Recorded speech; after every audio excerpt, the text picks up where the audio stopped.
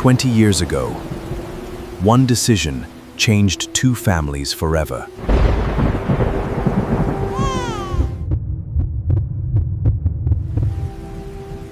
The rain fell heavily over Omweka General Hospital on the night of August 17, 2004.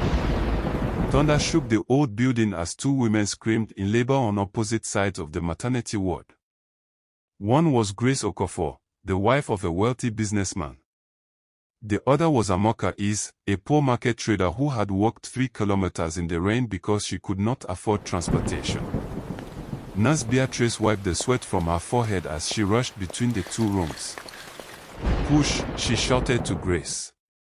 At the same time, another nurse yelled from the next room, "Amoka's baby is coming."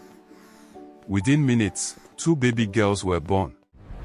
But that night, something happened that would remain hidden for 20 years.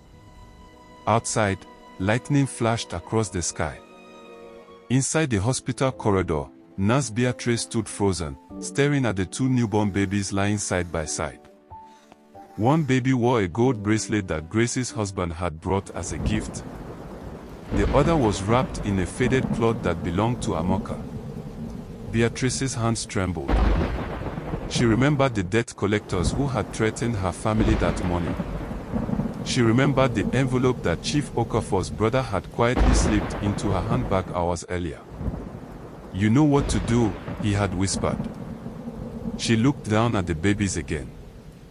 "No," she whispered to herself. "I can't." Then another crack of thunder shook the hospital. And Nurse Beatrice made a decision that would destroy many lives. 20 years later, Lagos, Nigeria. Chioma Okafor adjusted her expensive sunglasses and stared at the traffic from the back seat of her father's SUV. "Driver, hurry up," she said impatiently. "I'm already late." She was 20 years old, beautiful, wealthy, and studying law at university. Everyone said she had inherited her father's intelligence and her mother's beauty. Yet, for reasons she could never explain, Chioma had always felt like a stranger in her own family. Her father rarely looked at her with affection. Her mother loved her deeply, but sometimes stared at her with a strange sadness. And every birthday, Chioma had the same nightmare. Rain, thunder, a woman crying, and a baby screaming in the darkness. Meanwhile, hundreds of kilometers away in Enugu, Adizis balanced a basket of tomatoes on her head as she walked through the market. At 20 years old, her life could not have been more different. She had dropped out of school after secondary education because her mother could not afford university fees. Every morning, she sold vegetables from sunrise to sunset. Yet everyone who met Adiz said the same thing. "You don't look like anyone in your family."